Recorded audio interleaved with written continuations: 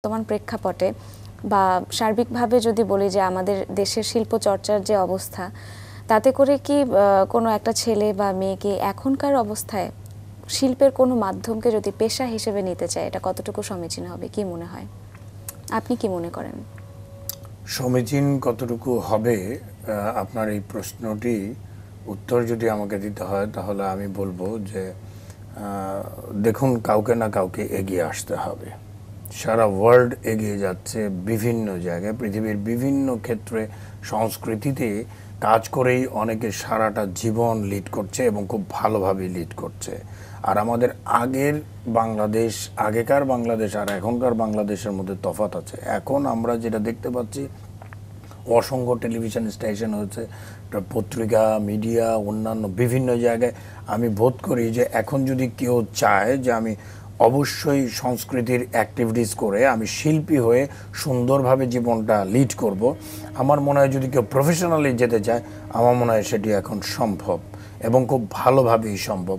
আমাদের মধ্যেই এমন অনেকেই আছে শুধুমাত্র এই প্রফেশনটা করেই আপনার পার করছে। তবে হ্যাঁ, এক্ষেত্রে আমি মনে করি যে সরকারের আরো বিশেষ নজর দেওয়া উচিত। আমাদের যে কি যেটা বলছেন যে অনেকেই আসলে এটাকে পেশা হিসেবে নিয়ে খুব ভালোভাবে জীবন কাটিয়ে দিচ্ছে বা দিতে পারছে, শিল্পের গুণগত মান কতটুকু ঠিক থাকছে? আসলে শিল্পের গুণগত মানের ক্ষেত্রে কিছুটা মাঝে মাঝে প্রবলেম হয় এবং সেগুলোর জন্য উচিত যে আমাদের একটি অবশ্যই সবাই মিলে আমাদের একটি আরো বেশি বেশি আপনার সাংস্কৃতিক চর্চা করা, আমাদের যারা সিনিয়র তাদের উপদেশ গ্রহণ করা এবং আরো আধুনিকায়ন করা, এই ব্যাপারগুলো এবং আরো বোধহয় জ্ঞান অর্জন করা, লেখাপড়া করা দরকার।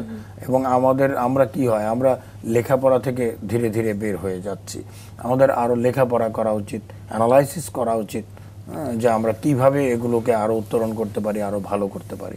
অবশ্যই আমি মনে করি যে আমি সবসময় স্বপ্ন দেখতে ভালোবাসি এবং স্বপ্নের পথে হাঁটতেও ভালোবাসি, সেটা বাস্তবসম্মত ভাবে। আজ এখানে বসে আমি যদি সেই আজকে থেকে 50 বছর আগের কথা ভাবি তাহলে তো হবে না। আমাকে এখনকার যুগোপযোগী শিক্ষার দিকে যেতে হবে। দেখুন, সব কিছুই আপনার আধুনিক হচ্ছে, তাহলে এগুলো আধুনিক অবশ্যই হবে, তবে অরিজিনালিটি মেনটেন করে। এবং লেখাপড়ার যে প্রয়োজনীয়তা এবং বই পড়ার যে প্রয়োজনীয়তা সেটি উপলব্ধি করেই হয়তো আপনারা একটি বইমেলারও আয়োজন করেছেন সম্প্রতি উত্তরাতে। জি, এটা ভালো বিষয়টা বলেছেন। আসলে আমাদের সংস্কৃতি মন্ত্রী মহোদয় নূর ভাই, আপনারা জানেন উনি অত্যন্ত সংস্কৃতি, মানে ওনার কথা বলার অবকাশ থাকে না। নূর ভাই উত্তরাতে যখন গেলেন আমাদের পথনাট্য উৎসবে, তারপর থেকে উনি মানে উত্তরার বিভিন্ন কালচারাল ডেভেলপমেন্টে ওনার খুবই আগ্রহ আমরা দেখেছি এবং উনি কাজ করে যাচ্ছেন নিরন্তর। এই ক্ষেত্রে এইবার বইমেলাটি করলেন উত্তরাতে এই প্রথম বইমেলা হলো এবং 10 দিন ব্যাপী বইমেলা।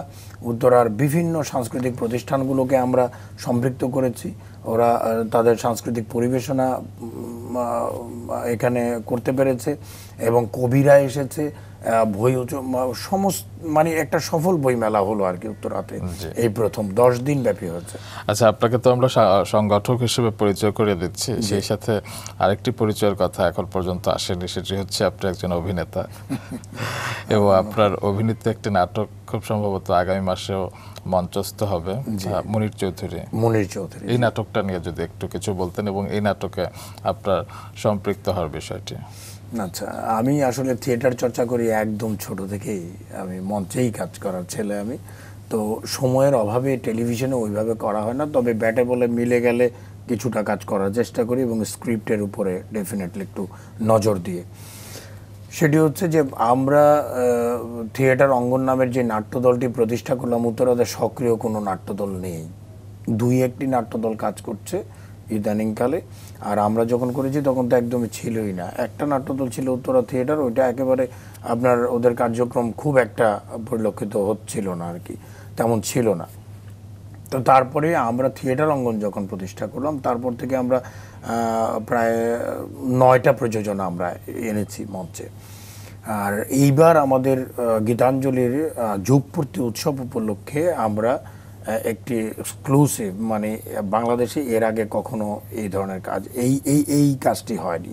সেটি হচ্ছে আমাদের নাটকের যিনি পথদ্রষ্টা পথিকৃৎ শহীদ বুদ্ধিজীবী মনির চৌধুরী, যিনি কিনা কবর নাটক লিখেছেন এবং কবর নাটক অনেক আমাদের হয়েছে ভাষা আন্দোলনের একটি অন্যতম রচনা, এবং স্যারের অসংখ্য নাটক অনেকেই করেছেন। কিন্তু মনির চৌধুরীর নিজের জীবনটাই যে একটি নাটকীয় জীবন, এইটা এই পর্যন্ত দেশে কেউ তুলে আনেনি নাটকের মধ্য দিয়ে, যেটি আমরা এবার করেছি।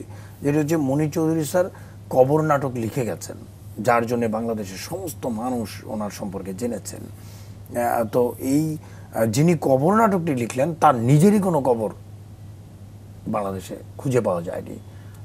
আপনারা জানেন 14 ডিসেম্বর 1971 আলবদর আল-শামসুল বাহিনী ওনাকে উঠিয়ে নিয়ে গেছেন এবং তারপর থেকে ওনাকে আর কোনো কবর পাওয়া যায়নি।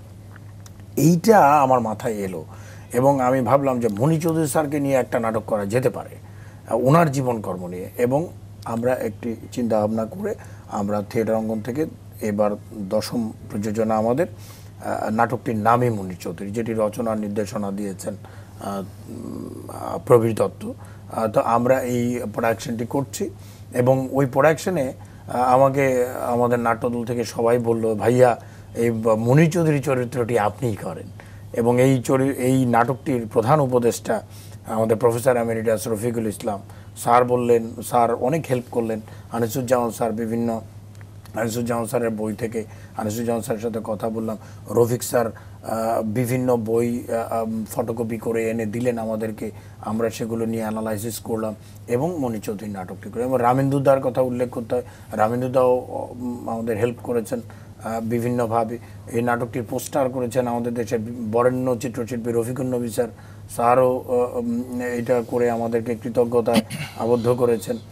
তো আমরা যেটা মূলত ব্যাপার যে মনির চৌধুরীর এই নাটকটা যখন রিহার্সাল করা শুরু করব পরিকল্পনা, সবাই আমাকে বললো তুমি মনির চৌধুরীর ক্যারেক্টারটা করবা, এবং সেই থেকেই আর কি আমার করা। জি, আসলে এরকম একটি কাজে সম্পৃক্ত থাকাটা একটা ভাগ্যের ব্যাপার।